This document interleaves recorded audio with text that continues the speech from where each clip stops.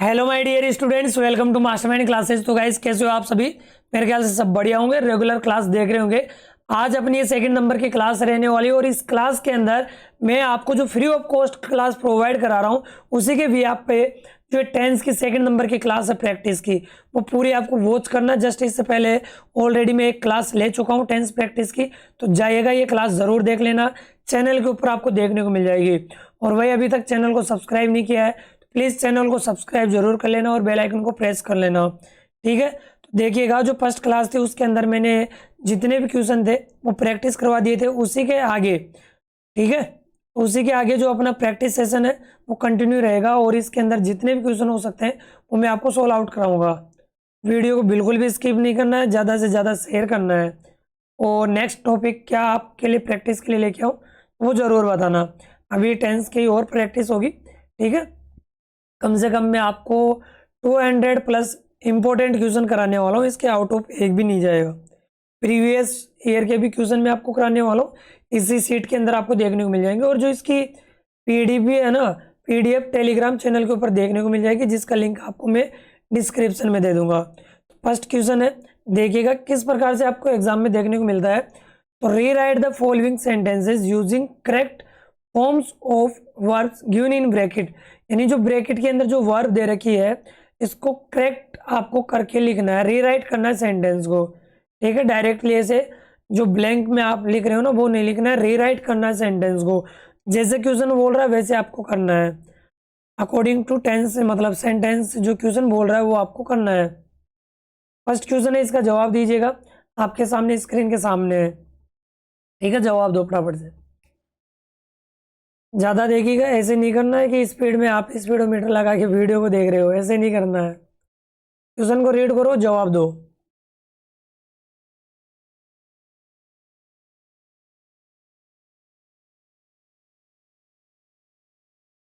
देखिएगा, इसमें first question है, माई मदर ऑलवेज ब्लैंक दे दिया यहाँ पे, worship God in the morning. अब देखो यहाँ पे वैसे ऑलवेज आ रहा है तो ऑलवेज एक एडवर्ब है, एडवर्ब आपको याद होनी चाहिए। अब ऑलवेज है तो ऑलवेज कौन से टेंस की एडवर्ब है? प्रेजेंट इंडेफिनिट टेंस की है। प्रेजेंट इंडेफिनिट टेंस की तो आपके दिमाग में क्लिक करना चाहिए। जस्ट ऑलरेडी मैं फर्स्ट वीडियो में बताया था कि जब कभी भी आपको अगर करेक्ट फॉर्म चुननी हो ना, चूज करनी हो, तो उसके लिए आपको क्या करना होगा कि सिंपली आपको सबसे पहले ये ध्यान देना है कि टेंस पहचानना। 4 पॉइंट मैंने बताए थे कि आपको सबसे पहले क्या करना है, टेंस को पहचानना है। जैसे आप टेंस को आइडेंटिफाई करोगे तो इसके बाद में ये देखोगे कि जो सेंटेंस है, सेंटेंस की टाइप कौन सी है। सेकंड पॉइंट ये हो गया। थर्ड पॉइंट ये ध्यान रखना है कि सब्जेक्ट कौन सा है, सब्जेक्ट सिंगुलर है या प्लुरल है। और फोर्थ पॉइंट ध्यान रखना है कि इस सब्जेक्ट के अकॉर्डिंग आपको वर्ब कौन सी यूज करना है। इतना मैंने आपको बता दिया था, है कि नहीं है? क्लियर है? यहाँ तक समझ में आ गई होगी बात। तो ये 4 पॉइंट ध्यान रखना है कि टेंस सबसे पहले आपको पहचानना है, तभी करेक्ट कर पाओगे। फिर इसके बाद में सेंटेंस की टाइप कौन सी है, एफर्मेटिव है या नेगेटिव है या इंटेरोगेटिव है, ये टाइप आप पहचानोगे। इसके बाद में सब्जेक्ट सिंगुलर है या प्लुरल है, ये पहचानोगे। और फिर सब्जेक्ट के अकॉर्डिंग आपको किसका प्रयोग करना है, वर्ब का यूज करना है। आई होप यहाँ तक कोई समस्या नहीं है। अब टेंस पहचान लिए कि ऑलवेज कौन से टेंस की एडवर्ब है। इसके बाद में आपको सेंटेंस ये पहचानना है कि कौन सी टाइप का है। क्या ये नेगेटिव में है? कहीं नोट दिख रहा है? नहीं दिख रहा। कहीं क्वेश्चन मार्क है? नहीं है। तो सिंपली क्या करना है आपको, क्या करना है, सिंपली आपको ये एफर्मेटिव समझना है, सकारात्मक वाक्य है। अब सकारात्मक वाक्य है तो ये ध्यान दो, देखो मैं धीरे धीरे आपको करा रहा हूँ। अगर फर्स्ट क्वेश्चन समझ में आ गया तो ऑलरेडी आपको नेक्स्ट क्वेश्चन समझ में आ गया होगा, इजीली समझ लोगे आप। इसमें देखिएगा माई मदर है, ऑलवेज है, ये एफर्मेटिव है। अब टेंस पहचान लिए, सेंटेंस पहचान लिए। अब एफर्मेटिव सेंटेंस में प्रेजेंट इंडेफिनिट टेंस का स्ट्रक्चर क्या होता है? प्रेजेंट इंडेफिनिट टेंस का जो एफर्मेटिव होता है इसका स्ट्रक्चर क्या होता है भैया जी? इसका स्ट्रक्चर होता है सब्जेक्ट प्लस वर्ब की फर्स्ट फॉर्म, या फिर वर्ब की फर्स्ट फॉर्म में एस या ई एस प्लस ऑब्जेक्ट। ये स्ट्रक्चर होता है कि नहीं होता है? अरे भाई गोचुमल, बात क्लियर है यहाँ तक? अब यहाँ पे सब्जेक्ट है माई मदर, माँ एक ही होती है, ठीक है।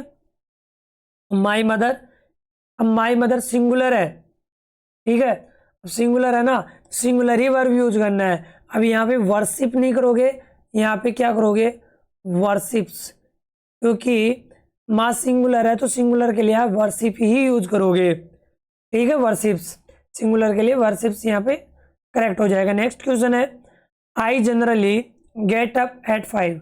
जनरली प्रेजेंट इंडेफिनिट टेंस की एडवर्ब है।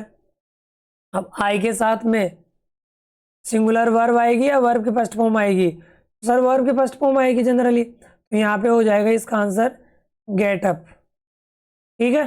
नेक्स्ट क्वेश्चन है, irregular work not bring success, यानी जो अनियमित कार्य होता है वो कभी सक्सेस नहीं देता है, तो इसमें आंसर हो जाएगा, देखिएगा इसमें बोल रहा है, एक जनरली हम बोलते हैं ना कि यूनिवर्सल ट्रूथ मान लो या प्रिंसिपल मान लो, कुछ भी मान लो इसको, तो इरेगुलर वर्क यानी जो अनियमित कार्य होता है वो कभी सफल नहीं होता है, उसमें कभी सफलता नहीं मिलती है। अब यहाँ पे नेगेटिव है, ध्यान रखना है, नोट दे रखा है। अब नोट क्या बोलता है कि मेरे से पहले हेल्पिंग वर्ब आनी चाहिए, हमेशा ध्यान रखना है कि नोट से पहले हेल्पिंग वर्ब का यूज किया जाता है, तो ये प्रेजेंट इंडेफिनिट टेंस और प्रेजेंट इंडेफिनिट टेंस में ध्यान रखना डू डज हेल्पिंग वर्ब आती है, और यहाँ पे वर्क सिंगुलर है तो यहाँ पे लगाओगे आप डज, फिर इसके बाद में नॉट और विरिंग का विरिंग ही यूज करना है। ऑलरेडी मैंने आपको एक पॉइंट बताया था कि डू डज डिड, इनके साथ में हमेशा वर्ब की फर्स्ट फॉर्म यूज करना है। नेक्स्ट आगे बढ़ते हैं, नेक्स्ट क्वेश्चन है 4th नंबर का, कीजिएगा, आपके पास में कुछ समय है, सोल्व आउट कीजिएगा।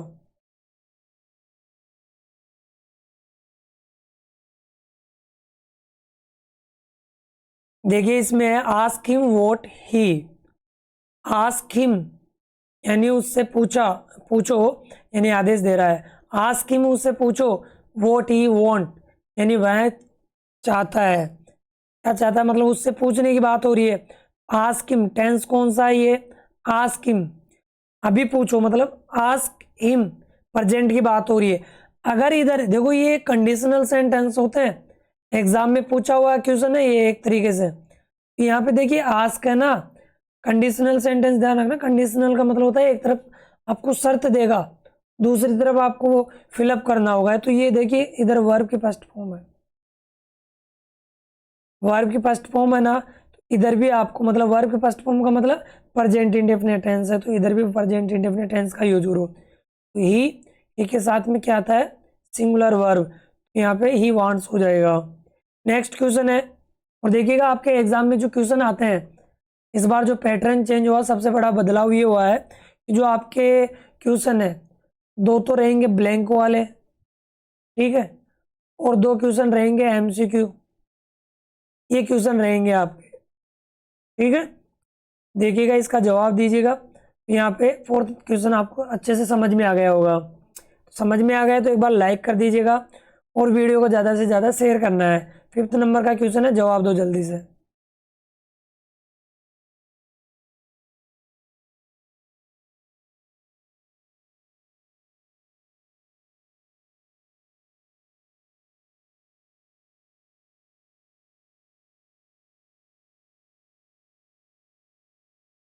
देखिएगा 5th नंबर का क्वेश्चन है, I blank fly to New York next week. अब इसके लिए बहुत इंपॉर्टेंट केस बताने जा रहा हूँ मैं, ये ब्लैंक वाले में एमसीक्यू वाले क्वेश्चन में कैसे पूछ सकता है आपसे। यहाँ पे बच्चे क्या करते हैं कि नेक्स्ट वीक दिखा नहीं उससे पहले भाई साहब विल सेल लगा देंगे, है ना।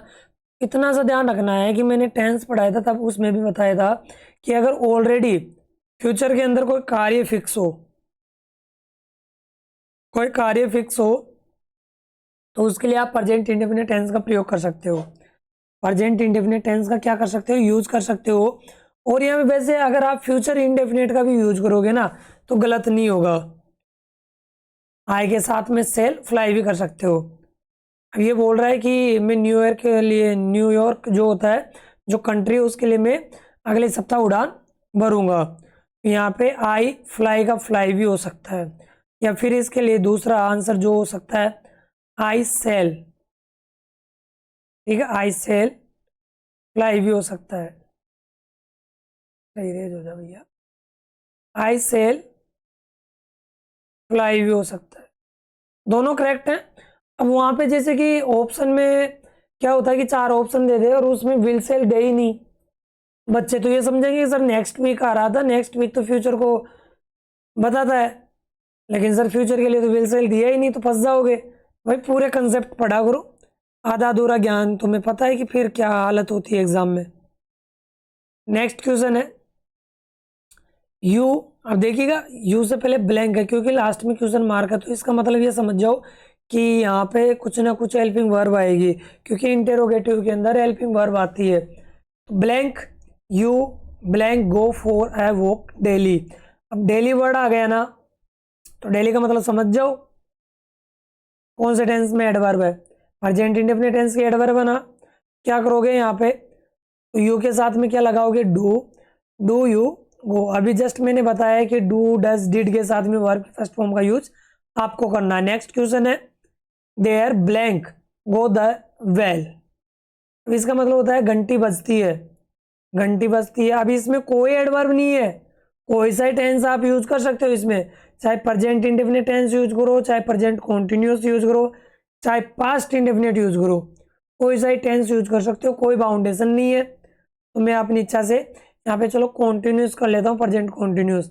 There is going the bell, यानी घंटी बज रही है। इसमें देयर गोज द बेल भी हो सकता है।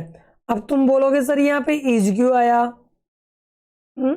इज क्यों आया। चलो ये डाउट के लिए मैं आपके लिए छोड़ता हूँ, ये देयर के साथ में इज आता है कि नहीं आता है, देयर की वजह से इज आया या इज किसके वजह से आया। अगर मैं कॉन्टिन्यूस यूज नहीं करूँ तो यहाँ पे गोज भी इसका करेक्ट आंसर हो सकता है। तो ये गोज क्यों आया, सिंगुलर ही क्यों आया, इसका रीजन मुझे आप कमेंट सेक्शन में कमेंट करके बताओगे। नेक्स्ट क्वेश्चन है सी ब्लैंक टेस्ट मीट डेली, और इसका आंसर अरविंद बताएगा जरूर, क्योंकि मैंने उससे पूछा भी था क्वेश्चन, पिछली बार पूछा था, तो जवाब देना है इसको। ठीक है भैया, सी ब्लैंक टेस्ट मीट डेली, इसमें आंसर क्या होगा देखिएगा, जवाब दो फटाफट।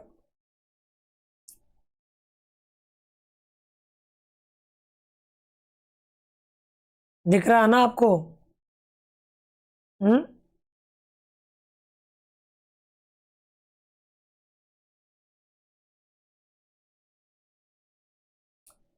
देखिएगा एक बार अच्छे से देख लीजिएगा, टुमारो लिखा हुआ है पीछे। देखिएगा इसका जो आंसर है आई लिव, सॉरी पहले 3rd नंबर का क्वेश्चन, मतलब सी टेस्ट मीट डेली। अब डेली वर्ड आ गया ना, मतलब प्रेजेंट इंडेफिनिट टेंस की एडवर्ब है, तो सी सिंगुलर है, सिंगुलर है तो यहाँ पे क्या हो जाएगा, टेस्ट हो जाएगा। एस जोड़ देना है इसमें सिंपली, क्योंकि सिंगुलर वर्ब बनाना है आपको।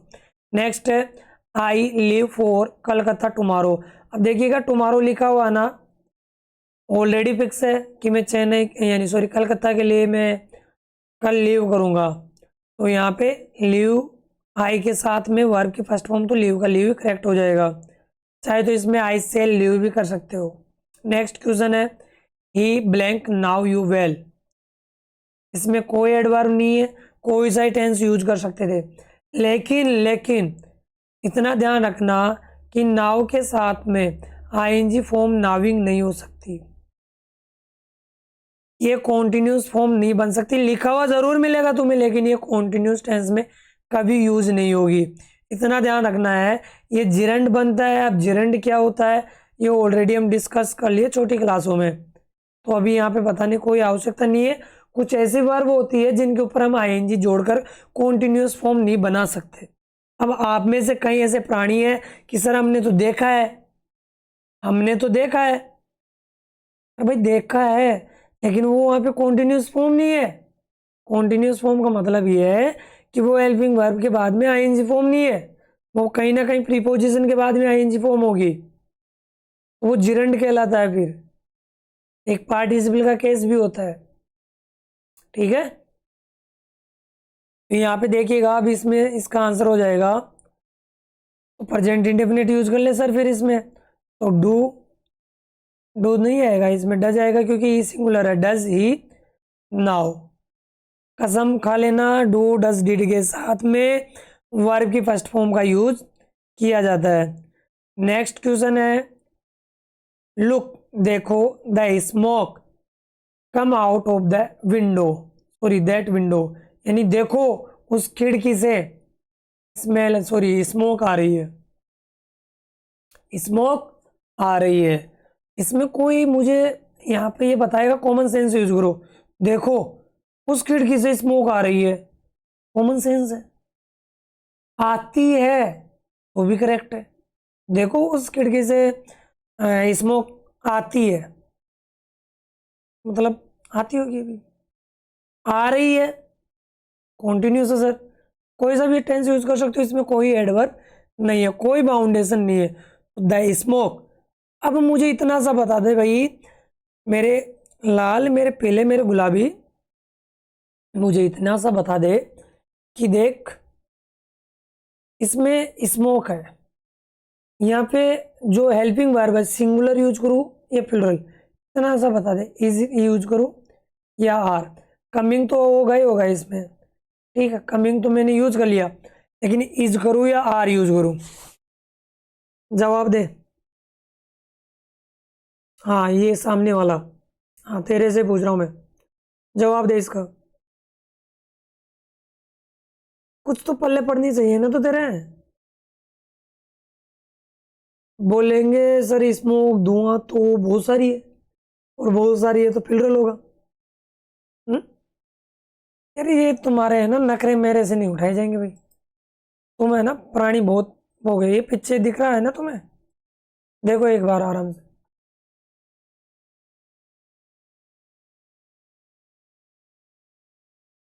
बताओ जल्दी से।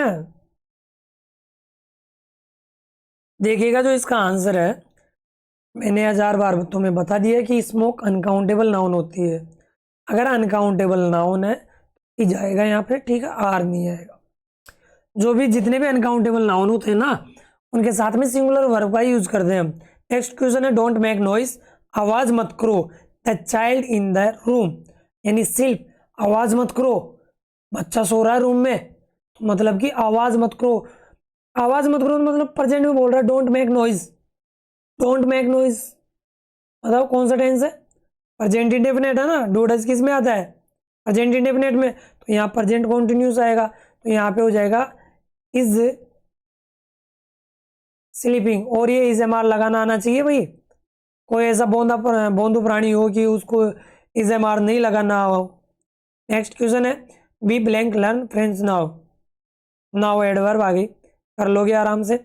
वी आर लर्निंग इसका करेक्ट आंसर हो जाएगा। नेक्स्ट क्वेश्चन है, someone knock at the door, कोई दरवाजा क्या कर रहा है, खटखटा रहा है। नॉक का मतलब क्या होता है, खटखटाना। Someone is knocking, someone is knocking, कोई खटखटा रहा है, आईएनजी जोड़ देना है और हेल्पिंग वर्ब लगाना है। Someone is knocking. Next question है, द सन, बताओ। ये एक बार मैं यहाँ से हट जाता हूँ। हाँ चिरप का मतलब होता है, चिरप का मतलब होता है चहचाना, यानी सनशाइन हो रहा है और पक्षी चहचा रहे हैं, तो द सन इज शाइनिंग। भाई ये इज एम आर में, सॉरी वर्ब के फर्स्ट फॉर्म में आईएनजी जोड़ने के नियम पढ़ लेना भाई साहब, पढ़ा पढ़ाया पूरा पानी फिर जाएगा। और जब कभी भी अगर जोड़ने की बात आए ना कंजक्शन की, जब कभी भी जोड़ने, 4 कंजक्शन में आपको बता रहा हूँ, and, both and, as well as और नॉट ओनली बट ऑल्सो, ये 4 कंजक्शन ध्यान रखना, ये सेम रैंक यानी इक्वल रैंक को जोड़ने का काम करता है। अगर इधर आईएनजी फॉर्म है ना, इधर भी आईएनजी फॉर्म ही आएगी। अगर इधर आईएनजी फॉर्म है तो इधर भी आईएनजी फॉर्म ही आएगी। तो सर इज साइनिंग है, तो यहाँ पे वर्ड्स प्लूरल है, आर चिरपिंग हो जाएगा। पी डबल करूँ या एक ही रहने दो, एक ही रहेगा। अगर लास्ट में कॉन्सोनेंट हो और कॉन्सोनेंट से पहले सिंगल वोवल हो तो लास्ट लेटर को डबल करके आईएनजी जोड़ दें। ये नियम पता होगा, बोलो यहाँ तक क्लियर है। नेक्स्ट आगे बढ़े, छोटी छोटी क्लासें रखूँगा मैं, ज़्यादा बड़ी क्लासें नहीं रखेंगे हम, ठीक है। वीडियो को शेयर करना, कैसे क्या क्लास लग रही है भैया, ऐसे ही नहीं है खुद का काम निकाल रहे हो। कितना क्या स्कोर रहता है। आज हम 20 क्वेश्चन करेंगे, 15 क्वेश्चन में करा चुका हूँ। अब अपना 16 नंबर का क्वेश्चन है, देखिएगा। He generally write English but today he write in Hindi. देखो जनरली वह क्या करता है, इंग्लिश में लिखता है, तो यहाँ पे ही के साथ में सिंगुलर वर्ब क्या आ जाएगा, राइट्स आ जाएगी, ठीक है। बट लेकिन today he write in Hindi. अब देखो बट विरोध करता है, तो विरोध करता है तो अलग टेंस यूज करना है। वैसे तुम्हें कंजक्शन में फंसना नहीं है, छोड़ो तुम तो अपने हिसाब से आओ। देखो वह सामान्यतः इंग्लिश में लिखता है, लेकिन आज हिंदी में लिख रहा है, तो ही इज राइटिंग। और भाई साहब ये पीडीएफ बनाने में बहुत समय लगता है, ऐसे नहीं है कि चलो भाई बना दिए कुछ भी पढ़ा दे, ऐसे नहीं है। नेक्स्ट क्वेश्चन है, you like playing hockey. Question mark वाला है ये, ठीक है, इंटेरोगेटिव है।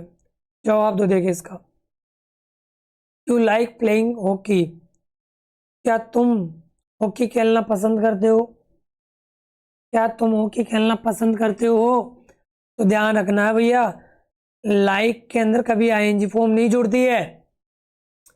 लाइकिंग कर दो, लिखा हुआ मिलेगा लेकिन वो वर्ब नहीं होगी, तो यहाँ पे होगा डू यू लाइक, बस इसका ये करेक्ट आंसर होगा। मार्कर विजिबल है ना भाई। नेक्स्ट क्वेश्चन है, what you these days. These days कौन से टेंस में आता है बताओ? प्रेजेंट, बोलो प्रेजेंट, हाँ हाँ, कॉन्टिन्यूस, प्रेजेंट कॉन्टिन्यूस के अंदर। वॉट आर यू डूइंग, इन दिनों क्या कर रहे हो? ये भी क्वेश्चन मार्क है, ठीक है, इंटेरोगेटिव है। नेक्स्ट क्वेश्चन है, ही नोट नाउ द आंसर। वह आंसर नहीं जानता है, वह आंसर नहीं जानता है, तो ही डज नॉट, नाउ का नाउ ही रखना आपको, ठीक है। क्यों आया नाउ, पता चल गया। नेक्स्ट क्वेश्चन है, look at Sita. Look at Sita, Sita को देखो, सी आर मेडिसिन, वह दवाई ले रही है। अरे सीता को देखो, क्या वो दवाई ले रही है कि नहीं ले रही है? तो she is taking, she is taking. तो ये थे आज के आपके 20 क्वेश्चन। आगे बात करते हैं हम, जो नेक्स्ट आपका जो वीडियो रहेगा, क्लास रहेगी। अरे भाई चल जा, मार्कर, मार्कर भी काम नहीं करता कभी कभी। देखो एक मिनट, चल जा, मार्कर, मार्कर नहीं चल रहा, देखो। चलो कोई बात नहीं, मैं यहाँ पे बता देता हूँ आपको। नेक्स्ट क्लास रहेगी टेंस प्रैक्टिस की रहेगी। कितना क्या आपको समझ में आया? आज मैं कॉन्टिन्यूस तक आपको प्रैक्टिस करा दिया हूँ। नेक्स्ट इसके आगे जो भी टेंस रहेगा उसकी मैं आपको प्रैक्टिस कराऊंगा। तो वीडियो को ज़्यादा से ज़्यादा शेयर करना है, और कमेंट सेक्शन में कमेंट करके बताना कि आज की क्लास कैसे क्या लगी आपको, और साथ में ये भी बताओगे कि आपका स्कोर कितना क्या रहा, ठीक है। 20 क्वेश्चन में से कितने क्या बन रहे हैं आपके? अच्छा स्कोर रहता है तो एग्जाम में कहीं नहीं रोकोगे। अभी भी मैं टेंस की बहुत सारी प्रैक्टिस कराऊंगा, प्रीवियस ईयर क्वेश्चन भी कराऊंगा आपको, एक भी क्वेश्चन आउट ऑफ नहीं जाने दूंगा, ये आपसे प्रॉमिस है। आई बात समझ में? नेक्स्ट वीडियो में मिलते हैं, तब तक के लिए बाय बाय, टेक केयर।